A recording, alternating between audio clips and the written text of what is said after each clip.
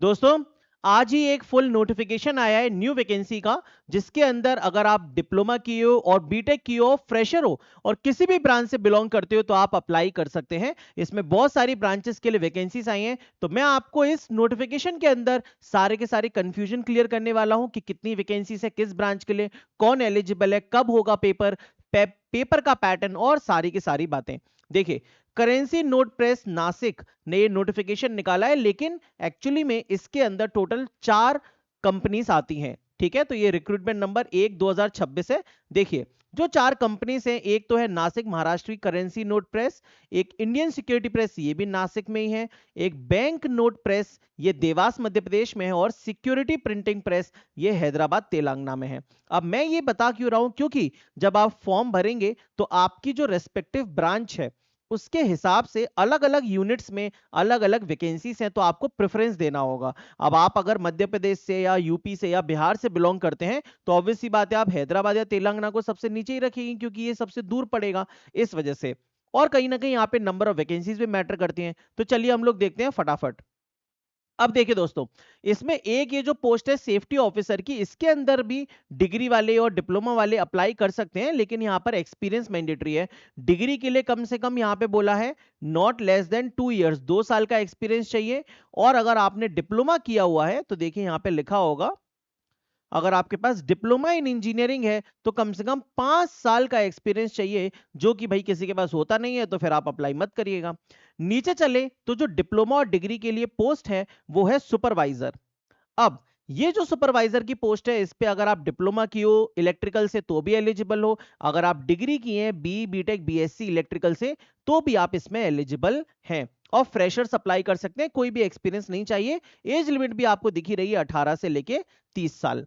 लेकिन जो number of vacancies हैं वो टोटल 3 है। और ये जो वैकेंसीज हैं ये किसके अंदर हैं, ये अभी मैं सिर्फ और सिर्फ currency note press Nashik Maharashtra का बता रहा हूं। तो ऐसे करके क्या किया इन्होंने, हर एक कंपनी के अंदर बहुत सारी अलग अलग जो सेम पोस्ट हैं इनकी टोटल वैकेंसीज बताई हैं और एज लिमिट बताई है। जितने भी डिप्लोमा और बीटेक वाले पोस्ट हैं चाहे किसी भी ब्रांच से हो, जैसे कि यहाँ पे देखिए मैकेनिकल है, इंफॉर्मेशन टेक्नोलॉजी है मेरे दोस्त, प्रिंटिंग है ना, ये प्रिंटिंग टेक्नोलॉजी है, सभी का एज लिमिट सेम है और सभी की जो पे है वो भी सेम है, और सीबीटी के बेसिस पे आपका सिलेक्शन होगा। अब टोटल हमारे ब्रांच के हिसाब से वैकेंसीज कितनी है ये कैसे पता चलेगा, तो चलिए उसकी बात करते हैं। उसके लिए हमें सीधे के सीधे नीचे जाना होगा।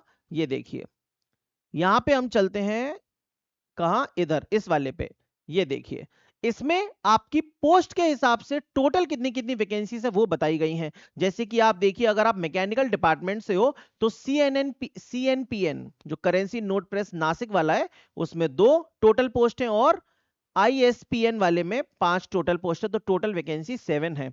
अब आपको जो यूनिट का अरेंजमेंट करना है, जैसे आप फॉर्म भरेंगे तो आप ये पोस्ट नंबर 6 सिलेक्ट करोगे, और फिर मैकेनिकल के ये टोटल 7 वैकेंसी आ जाएंगी, और इसमें आप अरेंज कर देंगे कि आपको पहला कौन सा प्रेफरेंस चाहिए, है ना, किस यूनिट में आपको जॉब लेनी है। ऐसे करके फिर इलेक्ट्रिकल वाले अप्लाई कर सकते हैं। टोटल 8 वैकेंसी है सीएनपीएन और आईएसपीएन मिला के। इलेक्ट्रॉनिक्स वाले देखेंगे तो टोटल 9 वैकेंसी हैं, फिर आपकी कैटेगरी वाइज ही वैकेंसी दी हुई है। ठीक है, ऐसे करके फिर यहाँ पे मैकेनिकल एयर कंडीशनिंग का भी है, इलेक्ट्रिकल इलेक्ट्रॉनिक्स का भी ये सुपरवाइजर है, इसकी 3 वैकेंसी है। अब इन लोगों ने क्या किया हुआ है, जैसे मान लीजिए अगर मैं इलेक्ट्रिकल डिपार्टमेंट का हूं और मुझे अप्लाई करना है, तो भाई अब मैं 12 वाले पे अप्लाई करूं या फिर मैं मतलब 12 पे और 8 पे, क्या दोनों पे अप्लाई कर सकता हूं, तो नहीं, आप सिर्फ एक ही पोस्ट कोड सिलेक्ट कर सकते हो। और अगर आप 8 सिलेक्ट करते हो तो फिर ये जो 3 वैकेंसी नीचे दिख रही हैं आप इसके लिए एलिजिबल नहीं होगे। ये यहां पर पंगा है। टोटल सिविल की देखेंगे तो 3 वैकेंसी, और इंस्ट्रूमेंटेशन की देखेंगे तो भाई एक ही वैकेंसी है।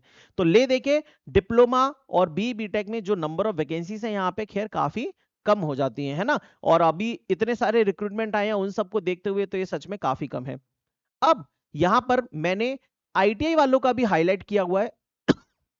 तो अगर आपने आईटीआई किया है तो आप इन वैकेंसीज पर अप्लाई कर सकते हैं, और सबसे ज्यादा वैकेंसी जो इस नोटिफिकेशन में आई है वो आईटीआई वालों के लिए ही आई है। ठीक है, अब देखिए और बाकी इंपॉर्टेंट डिटेल्स बताता हूं। जैसे कि यहां पे लिख दिया है, एप्लीकेशन मतलब applicants should wisely select the post along with the preference option of the unit। तो आपको ये जो पोस्ट बताई गई है 32 तक, इनमें से सिलेक्ट करना होगा कोई एक और अपना प्रेफरेंस यूनिट सिलेक्ट करना होगा। फिर इसके बाद देखिए दोस्तों, और इंपॉर्टेंट चीजें क्या है यहाँ पे। एग्जामिनेशन का प्रोसेस बहुत ही सिंपल है, सिर्फ और सिर्फ कंप्यूटर बेस्ड टेस्ट देना है, दैट्स इट। 20 अप्रैल मतलब आज से ही आप लोग फॉर्म भर सकते हैं इसमें, 19 मई तक, और एग्जामिनेशन का डेट लगभग जून या जुलाई में हो जाएगा, ठीक है। इसके बाद देखिए, एग्जामिनेशन की जो फीस है वो यूआर, ईडब्ल्यूएस, ओबीसी वालों के लिए 1000 रुपए है और एससी एसटी वालों के लिए 200 रुपए एग्जाम फीस है। सिलेक्शन प्रोसीजर कैसा है सर? सिलेक्शन प्रोसीजर काफी सिंपल है इसका। आप कोई भी ब्रांच से हो, आपके रेस्पेक्टिव ब्रांच के जो क्वेश्चंस आएंगे वो 105 आएंगे। डिप्लोमा और बीटेक सबका पेपर पैटर्न सेम है। 105 क्वेश्चंस टेक्निकल के और 25 और 20 45 क्वेश्चन आपके नॉन टेक के आएंगे, जिसमें 25 क्वेश्चन एप्टीट्यूड और 20 क्वेश्चन रीजनिंग। तो ना तो जीके का दिक्कत, ना इंग्लिश का, ना हिंदी का, ठीक है।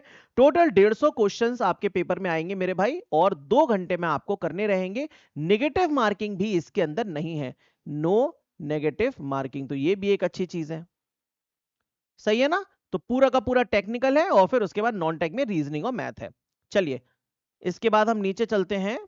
तो देखिए दोस्तों, इसके बाद अब जो इंपॉर्टेंट इंफॉर्मेशन है, नेगेटिव मार्किंग मैंने बताई दिया आपको। इसका सिलेबस भी सबसे लास्ट में दिया हुआ है।